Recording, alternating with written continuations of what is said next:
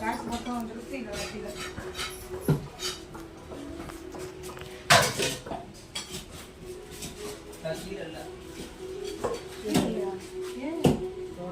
முன்னாடி இருக்கணும்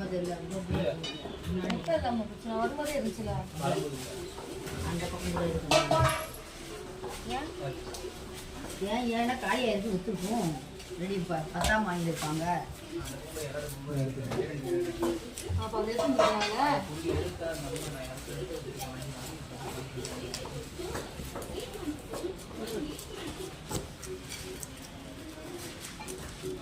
அந்த வீடியோ வாங்கி போட்டு நம்பரியா